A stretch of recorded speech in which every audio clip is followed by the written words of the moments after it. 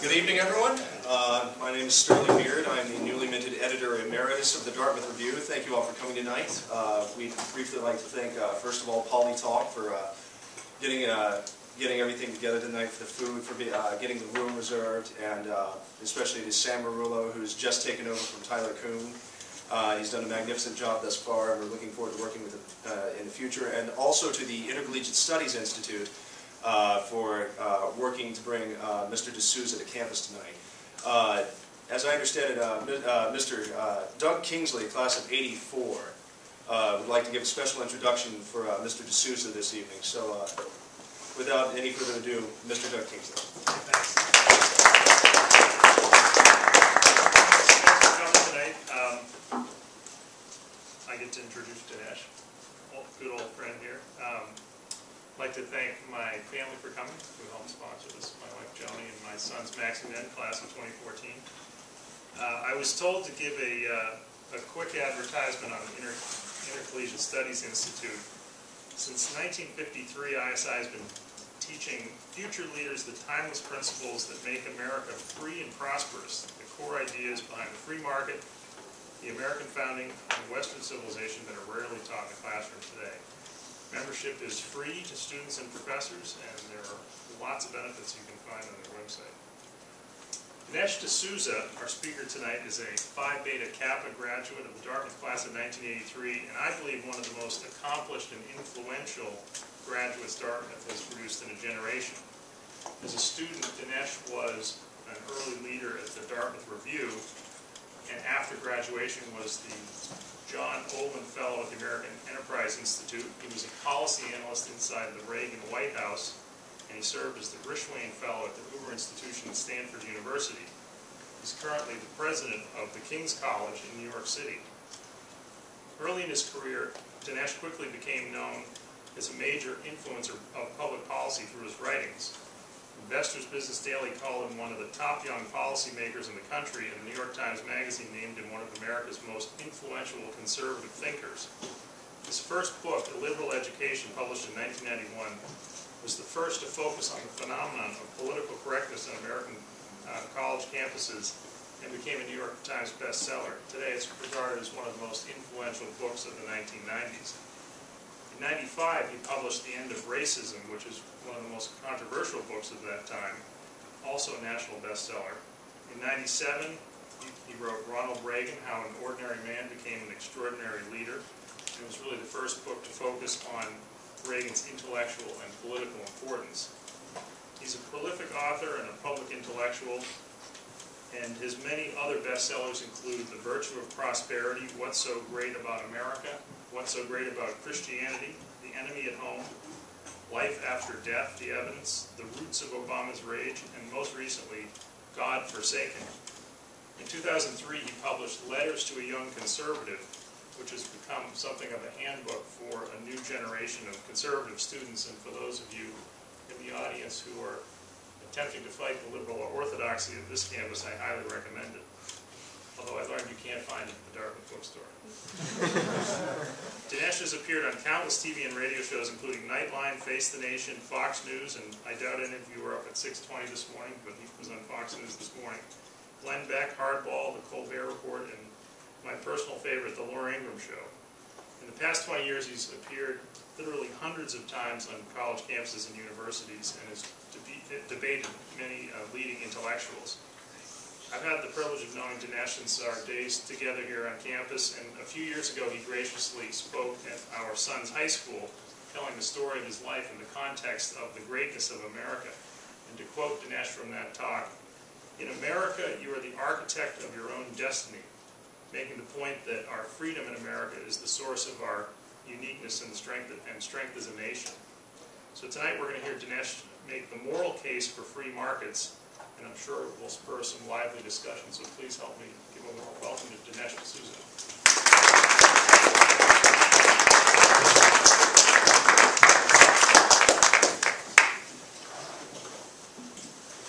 Doug, thank you very much, and thank you for that gracious introduction. I'm thrilled to see Joni and the Kingsley family, and I'm really glad to be back at Dartmouth. It actually throws me back to first coming not just to campus, but also coming to America as an exchange student at the age of 17. I lived in Arizona, and I went to public school. I lived with a host family. And about a month after I got to this country from India, I'd grown up in Mumbai, Bombay, my host parents said to me, Dinesh, there's a homecoming dance coming up at your high school. Have you asked someone to go? And so I said to them, well, I've only been in the country for a few weeks. I really don't know anyone that well. I think I should pass. But they said, oh no, homecoming is a great American tradition. You absolutely must do this. So I agreed, and I approached a young woman in my class, blonde as I recall.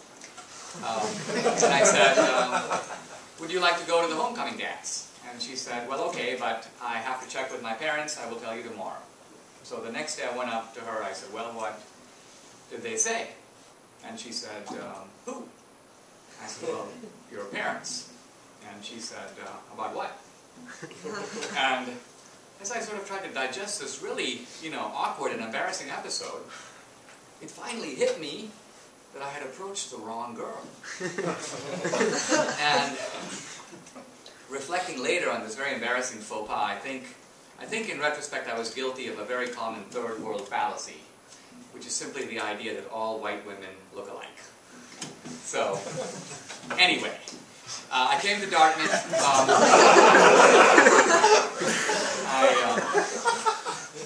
My early life in America was a series of escapades and mistakes a little bit like that one.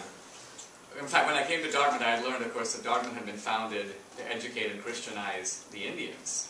And I'm thinking, how did I get here? I must have misread the catalog. But it was a wonderful place. I became politicized at Dartmouth in my freshman year because there was a kind of cultural radicalism on campus, even then, that really took me by surprise. I remember early in my freshman year, the college chaplain, the head of the college center, a guy named Warner Trainham, he had all of us in the room and he goes, men and women of Dartmouth, he goes, look to the right of you, look to the left of you. He goes, one of the three of you will have a homosexual experience before you graduate. And of course I was, a kid from India and stuff. I'm like, what? I look to the right of me, I look to the left of me, I said, I better avoid these two guys. So, anyway, I want to talk today about a great debate that has emerged in our country over markets. But it's a debate that's in some ways been driven by President Obama. When I first heard Obama launch this debate, starting 2009 when he took office, I was a little puzzled by it. I thought, I don't understand Obama. We've sort of had this debate in the 20th century, a debate between capitalism and socialism. Even Clinton kind of threw in the towel. He said the era of big government is over. And I thought, what's Obama been doing this whole time? Obama graduated in '83, same year as me. So I thought, is this guy like Rip Van Winkle? Has he been like sleeping through the last decades of the 20th century? But then I realized as I paid attention to Obama that actually that's not true. He was actually launching a new debate that I want to focus on today. The 20th century debate was about the efficiency of capitalism. What is the best economic system to promote growth? And capitalism won that argument. And the victory of capitalism in the 20th century was particularly decisive because it left no opponent standing in the field. In other words, in previous eras, capitalism would take on an opponent, let's say mercantilism, and if it would win, some other opponent would rise up and say, well, yeah, maybe mercantilism doesn't work, but socialism is the way to go. So capitalism would then have to fight a new enemy. But interestingly, as the 1990s rolled around, it seemed like there were no rivals in the field. And I think you can see that to be true even today. I mean, if you go to these Occupy rallies and so on, you see this guy, down with capitalism. But if you tap the guy on the shoulder and go, well, yeah, down with capitalism, but up with what? He gives you this sort of vacant look. Why? Because he doesn't have a rival system to propose. He knows what he's against, but he doesn't have an alternative. Now, capitalism, as I say, won the economic debate. But I want to emphasize in the new century, ours, this one, capitalism has never won the moral debate. And what we're seeing now is not so much of an economic critique of capitalism as a moral attack on it, led, if you will, by the president. I want to return to this in a moment. I want to start by saying a couple of things about America that gives a little bit of a context for this discussion. 200 years ago, the American founders in Philadelphia sat around a table, probably not so different from this one, and they said, we are going to we have come up with a formula for a new kind of society. If this formula is adopted, this new country is going to become the strongest, the most prosperous, the most influential, the most successful society on the planet, in the world. So the founders called this the Novus Ordo Seclorum, the new order for the ages. And today, we call this notion of American uniqueness American exceptionalism. But although people often talk about American exceptionalism, it's not often asked, what is exceptional about America? What actually is unique? What's that founder's formula that supposedly has not been adopted by any other country in the world? And I could give 2 or 3 answers to that question. I mean, one answer that's worth thinking about is and I can illustrate it by way of an example. Most of you in this room, you could come to India, you could live there, you could live there your whole life, you could take Indian citizenship, you could work there, but you can't become Indian. Why? Because to be Indian, you actually need 2 things: brown skin and Indian parents. In other words, being an Indian is a function of birth and blood. And so it is in most countries in the world. Even in Europe, it's really hard for a Turk to become a German, or a Pakistani to become an Englishman. But in America, you can come here from pretty much anywhere. The Irish, the Italians, the Jews. Today, the West Indians, the Koreans. And it sometimes takes a couple of generations, but you can, in fact, become American. So that's one aspect of America that's unique. But the aspect of America that's unique that I want to focus on is that America is the first, and I think the only society in the world to build a whole society on the idea of entrepreneurship, capitalism, and trade. Now, to see how radical this is, you have to realize that historically, in every culture, and this is true even in the West, the merchant, the entrepreneur, the trader, has almost universally been viewed as a kind of low-life scum. In every culture. If you pick up the Analects of Confucius, you thumb through it, the virtuous man knows what is noble. The low man knows what is profitable. If you go to India, we have the caste system. Who's at the top? The Brahmin, the priest. Then, the noblemen, the warriors, and down the list you go, until one step from the bottom, right above the hated untouchable, the merchant, the trader. I was reading an essay several months ago. It's by the Muslim Islamic historian Ibn Khaldun, the greatest Muslim historian of the Middle Ages. And he has an essay on the subject of which is a better way to get wealth, trade or looting. And he discusses the merits of both, and he concludes upon mature reflection, clearly, the better way to get wealth is by looting. Why? He goes, because trade is very effeminate. He says in trade, you've got to exploit and take advantage of the wants and needs of other people. He goes, looting is very manly. Because in looting, you've got to meet a guy in open combat, you've got to beat him up, and you've got to take his stuff. And he goes, that appeals to the manly virtue of courage. Now, I'm being a little bit facetious here, but what I'm trying to get at is that in most cultures, there's a kind of a totem pole. And the merchant, the entrepreneur, is at the bottom of that. By the way, this is true even in Europe. Even in Europe, inherited money today is considered better than earned money. Why? Because the basic idea is that if you inherited your money, it's innocent. You just got it. If you earned it, you probably had to run over a bunch of people to get it. So you have this social hierarchy with the merchant, the trader at the bottom. America is the first country that took this totem pole and flipped it. so that the entrepreneur who is at the bottom of the heap now comes to the top. And it's a country that was based, should be based, on trade and capitalism. If you look at the Constitution, the original Constitution, before the Bill of Rights was added, the actual original Constitution refers to only one right. And that is the right to patents and copyrights. So this actually reflects the American emphasis on property rights, creating wealth, trade, entrepreneurship. But here we are at the 21st century, and as the founders kind of predicted, America is on top of the world, but it's a very precarious position on top of the world. Do you realize that America is the shortest-lived superpower in world history? America has only been the world's #1 for now exactly 20 years. America has been a superpower since World War II. But it wasn't until the Soviet Union collapsed in 1992 that America became the only superpower. So the Romans lasted for 1,000 years, the Chinese for another 1,000, the Greeks for 400 or 500 years, even the Ottoman Empire for centuries, the British Empire for 2 to 3 centuries. But here's America, and we've been the world's #1 for exactly 2 decades. And it seems very questionable, even doubtful, that we can hold that position even for another 20 years. Now, what's going on in America?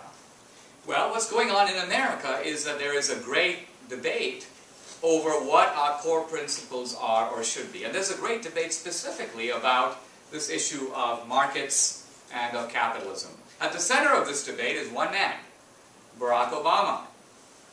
And what should be noted about Obama is that he is, interestingly enough, the most unknown guy to ever occupy the Oval Office. 4 years later, at the virtual end of his first term, I would argue that he is almost as big a mystery as when he first came. Obama is very different than traditional Democrats in a way I want to show in a moment. He's very different than Carter, or Kerry, or Dukakis, or most certainly Clinton. And I think he has a worldview, an agenda, that's also different than most Democrats. Obama's critique of capitalism, I believe, comes out of his own particular history. In other words, what's interesting about Obama, when we look at Obama, we think he's a big multicultural guy, went to Harvard, law school, he's the all-American story, he's the incarnation of Martin Luther King, he's the first African-American president, and so on. But when you read Obama's book, as I did, I picked it up almost in a casual moment, and I began to read it, and I realized, wait a minute, that's not the Obama that Obama gives us. In other words, Obama's book hardly talks about being the first African-American anything. He talks about race, his experience with race relations, and it's a very small theme in his book. The real theme of his book is Obama trying to find his missing father, Barack Obama Sr. In some ways, if you think about Obama, and you ask, what is Obama's dream? What drives this guy? I don't think it's so much the American dream, at least not in the conventional sense. It's not even Martin Luther King's dream. For a long time, I thought Obama was clearly a civil rights guy. He's the embodiment of Martin Luther King's idea of the colorblind society. What people like about Obama is not that he's black, but that he's a different kind of a black leader. He's not Jesse Jackson. He's not Al Sharpton. He's not a guy who plays the race card. The secret to his appeal is that he is the fulfillment of Martin Luther King's idea. But here's the weird thing. I think I've read pretty much every speech of Obama, certainly on the topic of race, including his famous race speech in Philadelphia. Obama has never in his life defended the colorblind ideal. He benefits from it, but it's not his ideal. His ideal is actually different. If you want to know what Obama's dream is, it's actually very easy to find out. If you pick up his book, it says right there on the cover, Dreams from My Father. Notice, by the way, his book is not Dreams of My Father. Right? He's not telling you about his dad's dreams. Dreams from My Father is, here are the dreams that I, Obama, got from my dad. Now, Who was his dad? His dad actually, a very recognizable type or person to me, because his dad was an anti-colonialist. What does that mean? He grew up in Kenya, when Kenya was fighting for independence from the British. And I recognize this. Why? Because I grew up in India, which was a colony of the British for a long time. And who was an anti-colonialist? Well, my dad, my grandfather, my uncles, kind of everybody I knew. So anti-colonialism is the dominant political idea in the non-Western world in the past 100 years. It is the main source of anti-Americanism on the globe. People say, anti-Americanism, that's coming from Islam. Well, even if it were, that would explain anti-Americanism in the Middle East.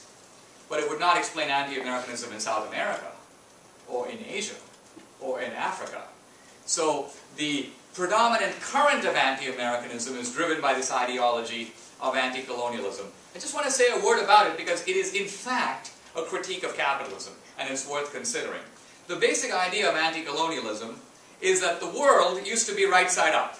In other words, the world used to be, it would have its wealth and its resources and its power roughly equally distributed among the great powers in the world.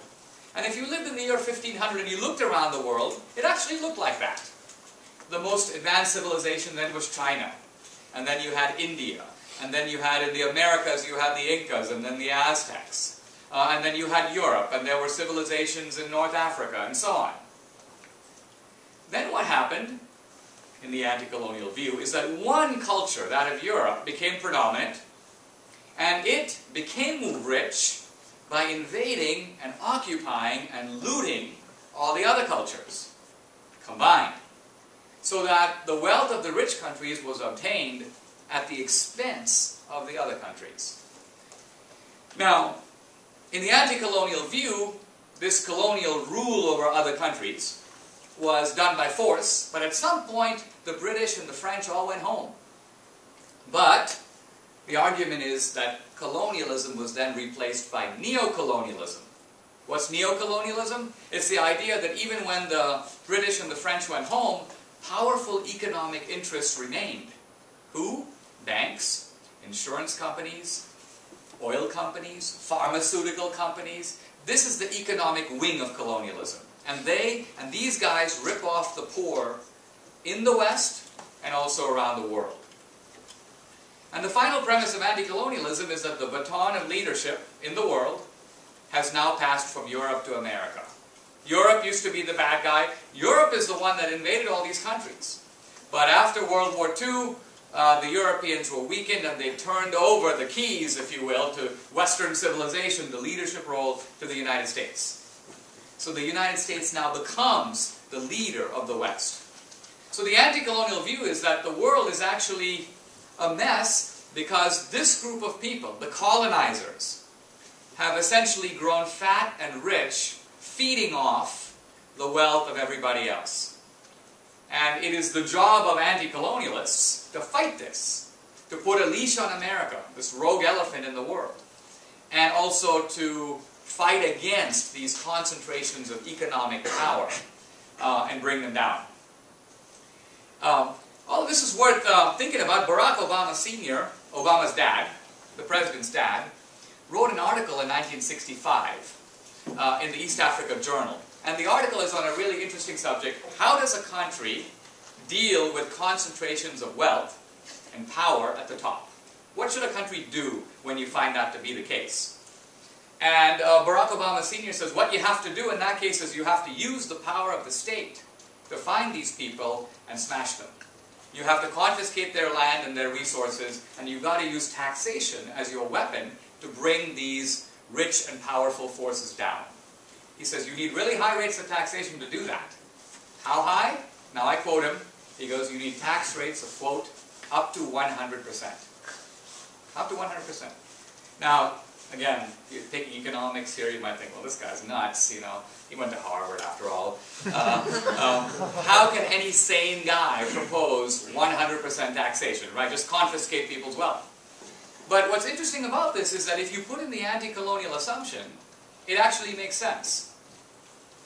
Let's say that Doug Kingsley comes to my house and steals all my furniture. What's the proper tax rate for him? 100%. Why? Because it's not his furniture. So if you assume that wealth is not earned, but looted, if wealth is the product of piracy, if the rich got rich by taking from the rest, then confiscatory taxation to any level is justified. Why? It's merely restoring to people what is already theirs. Now, notice that to this point I have not said one word about President Obama, right? I'm talking about the ideas of his dad.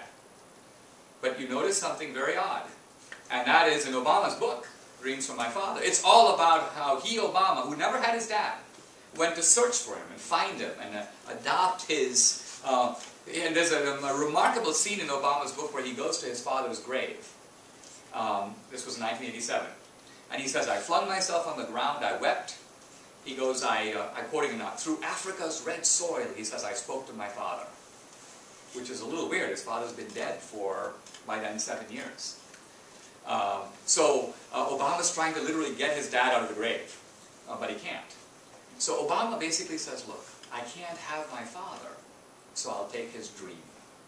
I can't get the man, but I'll go with his ideals. And those will become my ideals. And that's the meaning of Dreams from My Father, the title of Obama's book. So what I'm trying to get at here is that, in my opinion, Obama has, in some ways, adopted the anti-colonial philosophy of his dad, and that is the guiding rudder of his actions in the White House. Now, how do we know that's true? I'm not making an autobiographical argument. I think the only way to know if it's true is to match the philosophy of the father with the actions of the son, to see if they fit. That's the only way to really know if these ideas actually influence Obama. I'll just give a single example, and then I want to focus a little bit more on Obama's specific capitalism critique. Obama, as you know, has, for the past 4 years, been doing a lot to block oil drilling in America, in various ways. Outlawing a moratorium on drilling permits, blocking the Keystone Pipeline, making the regulation process very difficult, and so on. So, blocking oil drilling in America. Now, this sounds like Obama is some kind of environmentalist. In fact, if you read the press coverage, he's influenced by the environmentalist lobby. But in fact, Obama has been promoting oil drilling in other countries. The United States government, through the Export-Import Bank, has given loans and guarantees to at least 3 countries, Brazil, Colombia, and Mexico, to drill for oil. So when I first read that, I thought, well, they're obviously doing it, let them take the environmental risk, the oil's going to come over here. But no, this is for oil to stay in Brazil. And the Brazilians are selling it to the Chinese. So, this is not Al Gore's environmentalism. Why? Because Al Gore, I mean, if you listen to Al Gore's basic idea is what? To quote him, the earth has a fever, right? Global warming. So, since there's global warming, in Al Gore's view, all of us should reduce our carbon footprint. All of us should use less. That's the way to save the earth. That's not Obama. Obama's view is we should use less so that they can have more. And I guess what I'm suggesting is, this is the anti-colonial view. To enrich the previously colonized and put the burden, the tax, if you will, on the previous or the current colonizers. Now, a couple of years ago I wrote a book called The Roots of Obama's Rage. And I went to see Steve Forbes, the publisher of Forbes magazine. And I said to him, what do business guys think about Obama? And Forbes goes, business guys think that Obama's kind of clueless. Many of them liked him, but they basically think that he's never run a business, and so he doesn't know what's going on. And I said, well, I don't think Obama's clueless. The problem with Obama is not that he doesn't know about business. The problem with Obama, as far as I can see, is that he hates business. And this is something that he's developed from a very young age. When Obama was just graduated, he went to work for a small newsletter corporation that published newsletters about investing in foreign countries. He was a low man on the totem pole, but he would write his mom, an anthropologist in Indonesia, saying, "Mom, I'm a spy. I'm working behind enemy lines," which his mom interpreted correctly as Obama seeing his little involvement in global capitalism, but still he thought he was somehow working for the enemy, Obama. If you read Obama's commencement speeches, of which he's given now several, a common theme in his commencement speeches is, don't go for the brass ring, the corner office. Don't go for success defined in a business way. Obama calls that the poverty of ambition. And he calls people to have what he calls a higher ambition. He never says what this higher ambition is. You know, you're not supposed to go to work for Oracle. You're not supposed to go to work for. A hedge fund. But the assumption is that you should become, I don't know, a union boss, a community organizer. There's some other direction that he's steering young people in. Now, this critique of capitalism that, in a way, Obama articulates, right? People are not getting their fair share. The capitalists are greedy, they're selfish, they're exploiters, and so on. This problem has actually plagued capitalism from the very beginning. It's not new to Obama. In fact, it has been a part of capitalism that has never been fully defended. If you read Adam Smith's The Wealth of Nations, what's really striking to me about that book is it's a defense of capitalism, but it's not a defense of capitalists. If you read the book, the business guy in that book is not portrayed very favorably at all. Adam Smith even says if you leave a bunch of business guys alone in a room, the first thing they do is start fixing prices. So Adam Smith's not defending the businessman, but Adam Smith's argument is through the invisible hand of competition, through the magic, if you will, of the market, the selfishness of the entrepreneur and business guy becomes channeled in such a way that it serves the material abundance of society. So it's a defense of capitalism, but it's not a defense of the capitalist. And capitalists themselves are often very poor defenders of what they do. I remember several years ago, Ted Turner, the entrepreneur and philanthropist, had decided to donate $1 billion to the United Nations. And he was being interviewed by John Stossel, who was then at ABC News. And John Stossel said to Ted Turner, you know, you're giving $1 billion to the United Nations, but why don't you invest that money instead in your own companies? Why, if you give it away, it could be a big, money could just go into a black hole. If you create businesses, you create jobs, you could be doing a lot more that way than by giving it away. And Ted Turner then got very offended, but he said something that struck me, and I hear very often entrepreneurs say, he said, I'm just trying to give back to the community. And I was thinking to myself, wow, how long have you been taking from the community? In other words, the idea that you have to give back is kind of based on the assumption that, almost a moral concession, that what I've been doing has been acquiring from the community. I now have some sort of a moral obligation to return some of those presumably ill-gotten gains. So I actually want to take head-on this critique of capitalism, and I actually want to look at it a little more closely and try to answer some core questions about it. Is it true, as alleged, that capitalism is based on greed, based on selfishness? Because at some level, if those things are true, if these allegations against capitalism are true like that, then it doesn't really matter if the system's more efficient. It remains under moral indictment for the kind of system it is and for the kind of human being it produces. So, what about this idea that capitalism is motivated, if you will, at root, by greed? I mean, that is the core assumption of Obama. It's not even something he bothers to defend. He just assumes it, and he just asserts it. Just like when he talks about the fair share. Obama says, people are not paying their fair share. Well, half of the people in the United States pay no federal income taxes at all. That, to me, is horribly unfair. How can you have a democratic society where people have a stake in the outcome and they're not contributing $1 in federal taxes?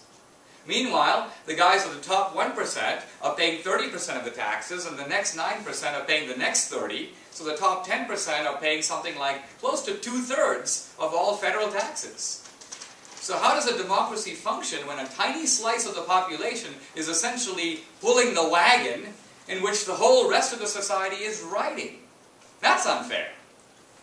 When you talk about a fair share, you'd expect Obama to say, and I think that the fair share should be X.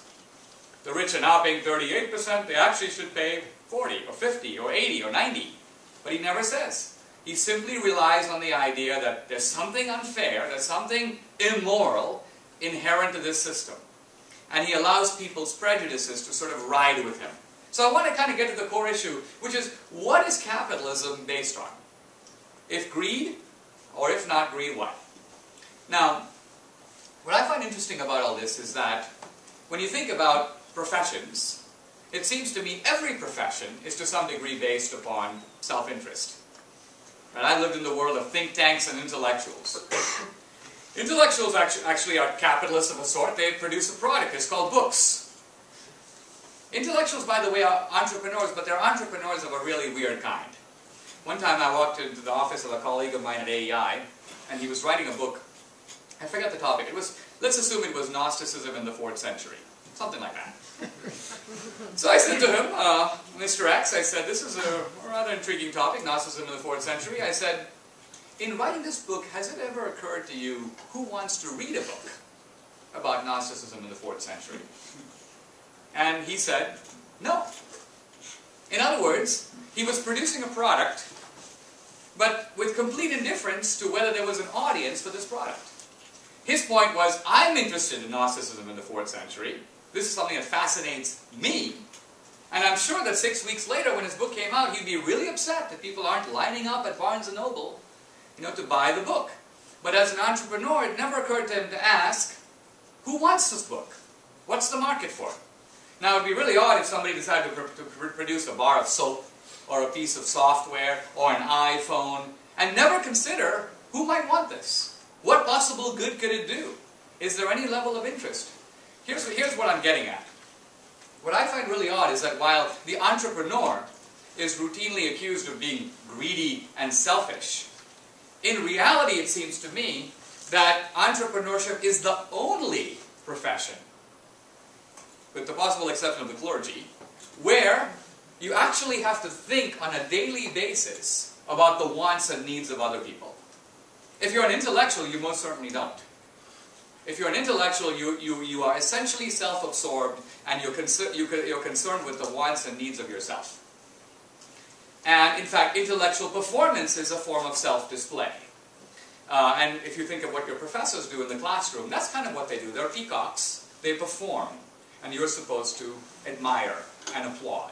But they're not in a sense delivering to you a product in the same way. Now the entrepreneur has to not only think about what his customers want, but the really good entrepreneurs, the really great entrepreneurs, have to figure out what you want before you do.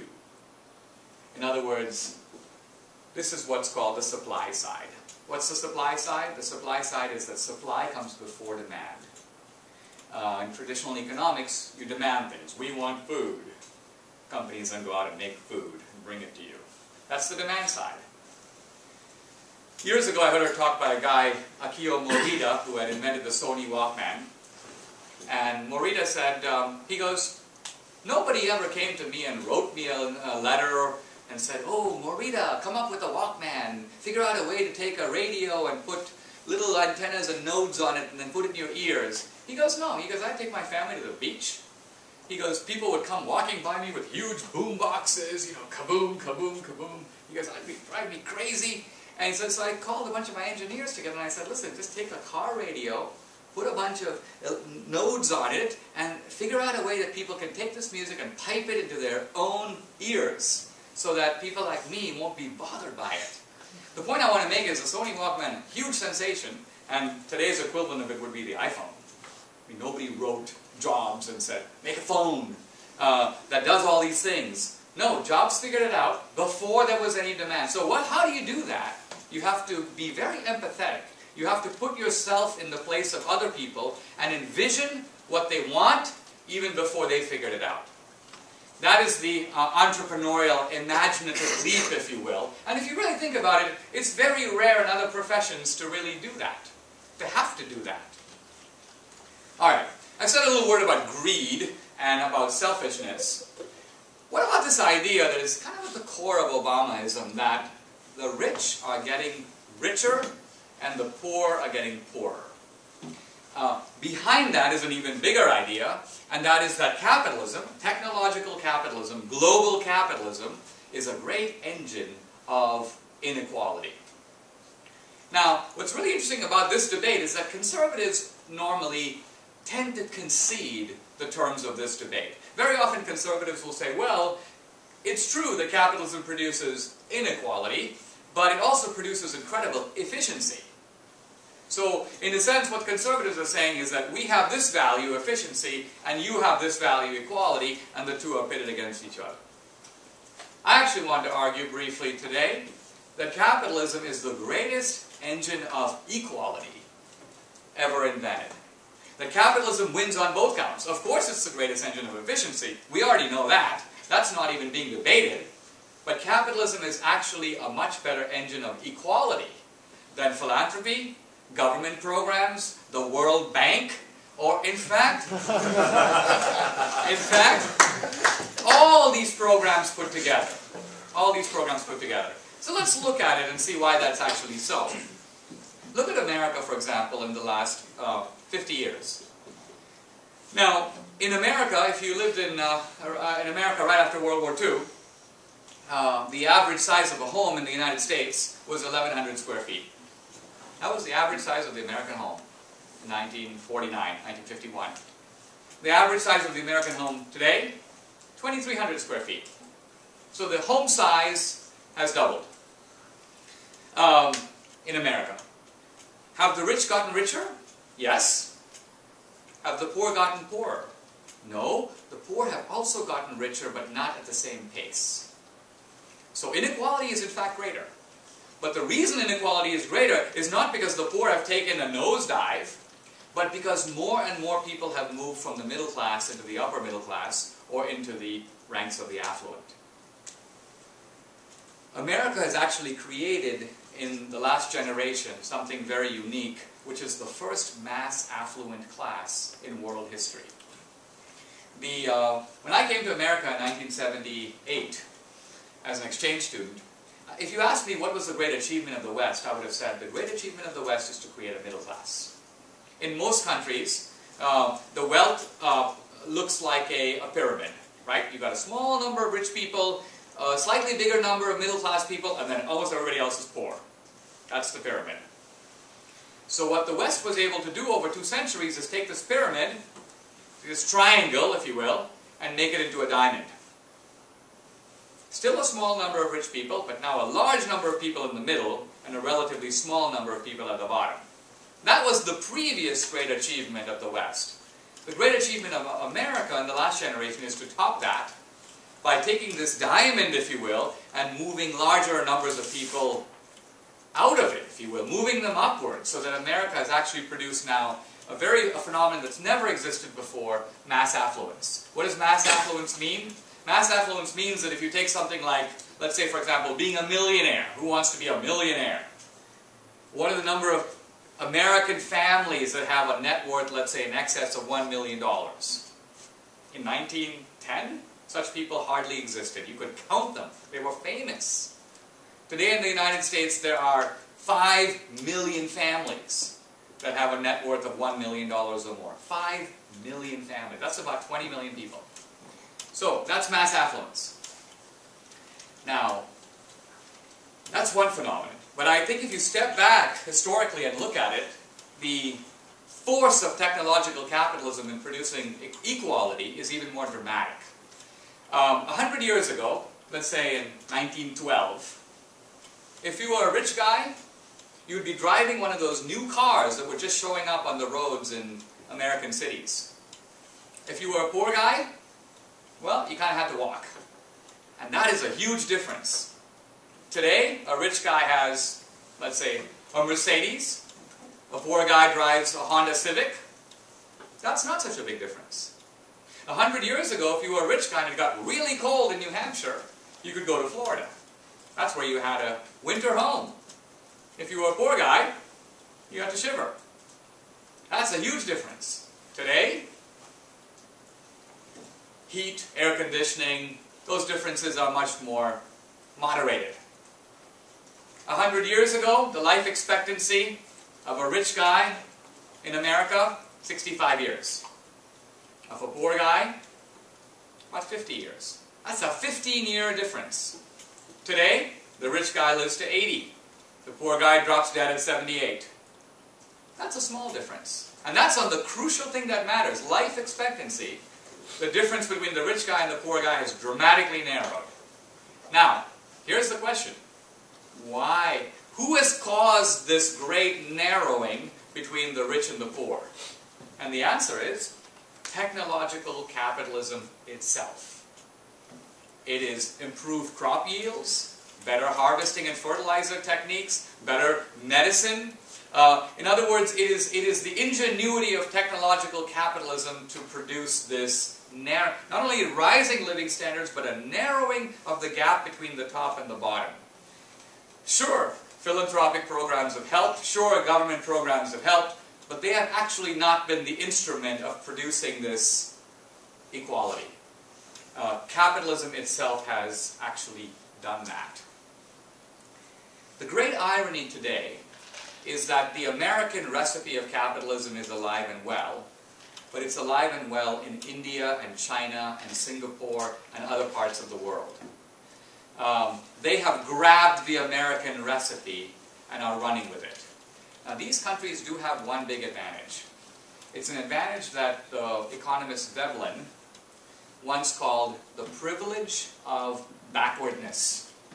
The privilege of backwardness. What does that mean? That means that if you're a country that's really poor and you have a lot of people, you have an edge.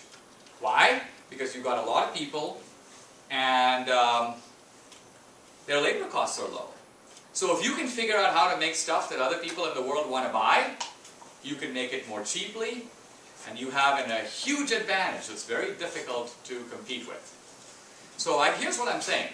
While Obama rails about colonialism and rails about the poorest of the poor, the fact of the matter is that the poorest of the poor in the world are actually in a strategically advantageous position. If they can figure out how to use their labor to make stuff that the rest of the world wants, these countries are going to be growing, and they are growing. The fastest growing countries in the world today are countries like Brazil, Indonesia, India, China, and so on. Countries growing at 7, 8, 9, 12%. It's difficult in the West to even get 2 or 3% a year. So the point I'm trying to make is, even on the global scale, technological capitalism is delivering the goods. Technological capitalism has lifted hundreds of millions of people out of poverty. It's the greatest anti-poverty program ever invented. Remember, before this, India was the begging bowl of the world. And the only way to help India was foreign aid. One writer puts it this way. He says, when I was growing up, people used to tell me, eat your vegetables because there are millions of starving people in India. He goes, now I tell my kids, study harder because there are millions of Indians waiting to take your job. So, in one generation, a huge shift. A shift produced ultimately by India liberalizing its markets, opening up the doors to capitalism. So this is our changing world, and I think as in America we face a kind of critical choice, which is, are we going to move in a market direction to solve our problems?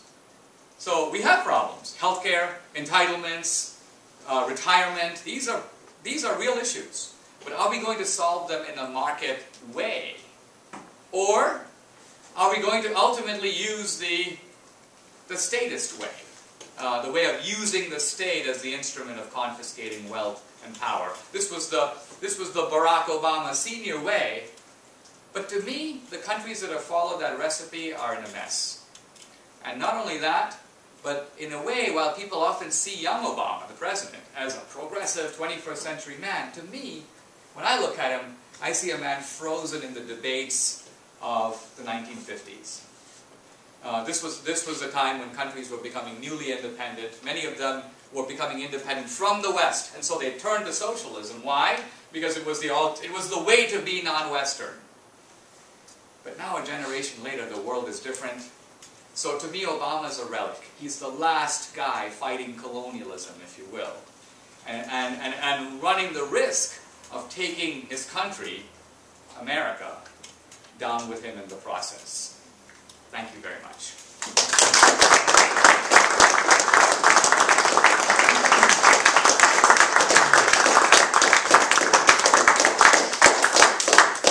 A little longer than I envisioned, but we have time for questions, and so let's go to you, young man. Go ahead. So, as a question moving forward then, what do we do? Who do we vote for? Because let's be honest, Obama is not the first person on either side of the aisle to succumb to these kind of debates. There doesn't really seem to be anyone, Democrat or Republican, who seems really to be willing to run with this mantra that not only is capitalism efficient, it's actually moral. So what kind of politician should we be looking for?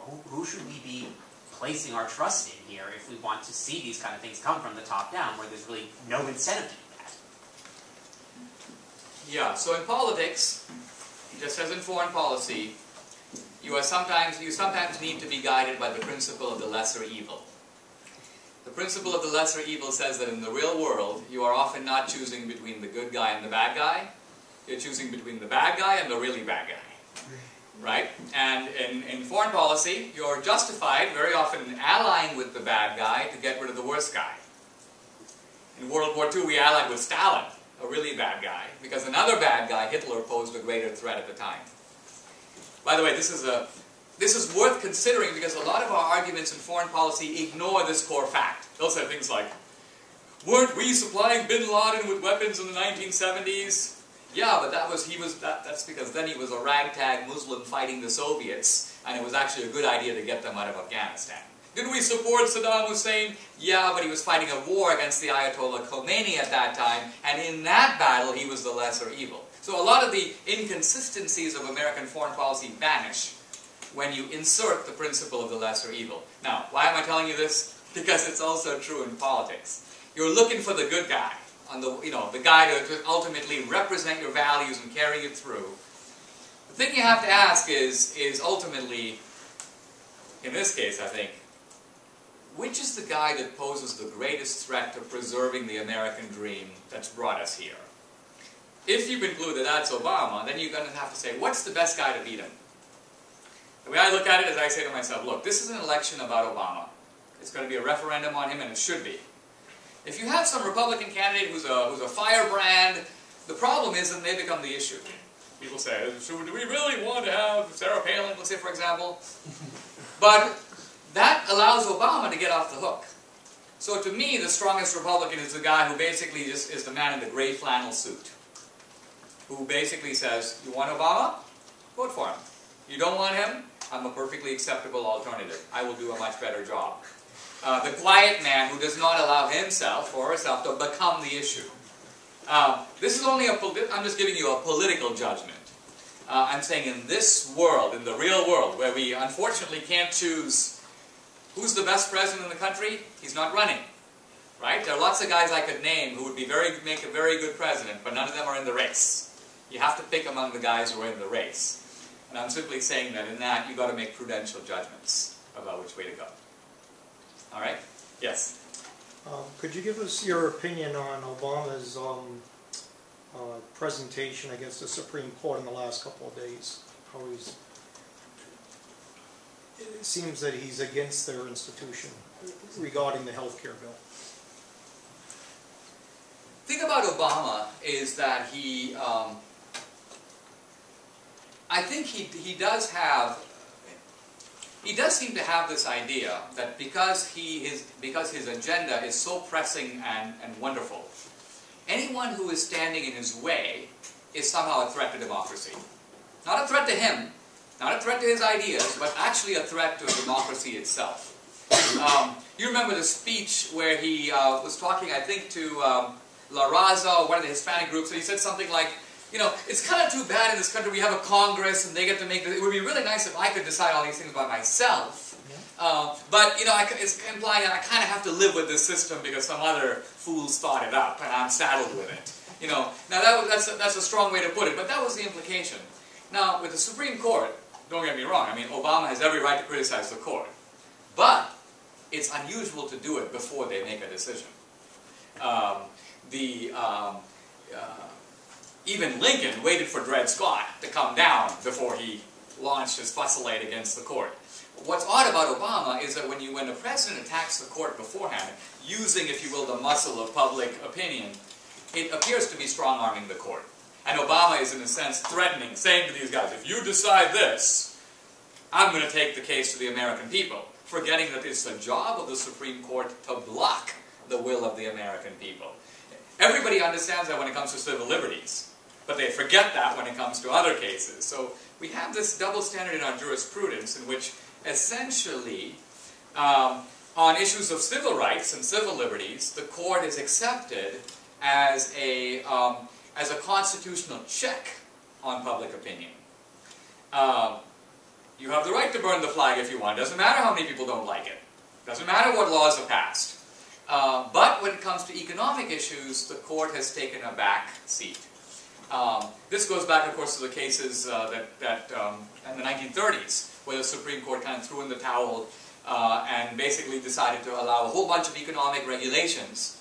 So when Obama's healthcare came up, I thought that the Supreme Court would go along with it. Because there's this precedent of the court going along with so many other economic regulations using the pretext of the Interstate Commerce Clause. I mean, you remember, some of you remember, there was a case in the civil rights era called the Ollie's barbecue case. Here's Ollie, and he's selling barbecue. And the case was about whether or not he has the right to sell barbecue to whoever he wants. And as the case went up, the court decided, no, Ollie does not have the right to sell barbecue to whoever he wants, because after all, some of those cows might have been raised in other states. And the actual meat might have been transported across state lines to end up in Ollie's kitchen. And therefore, even though Ollie's running a family business, he's not a private actor, and it's interstate commerce, and Congress can regulate it, and he comes under the civil rights laws. So the Commerce Clause has been abused every which way. I think what's interesting about what's happening now is that the Supreme Court is raising the question, kind of, how much abuse is permissible? Can you even now invent commerce in order to regulate it? That was one of the questions I think that Kennedy posed. And then I particularly like Scalia's question, because the main argument for healthcare was people don't have healthcare, they need healthcare. So Scalia's point was, well, people need to eat. Can you pass a law requiring people, let's say, to eat more broccoli? Does Congress have that kind of power? And if they do, are we even living in a free society? Where Congress has the power to mandate, on your own health grounds, that you must eat this, or you can't buy that. And what's the difference between the two cases? So the Supreme Court actually, I think, has made a real kind of intellectual intervention into the healthcare debate by introducing an argument that, quite honestly, I think has raised the level of the debate.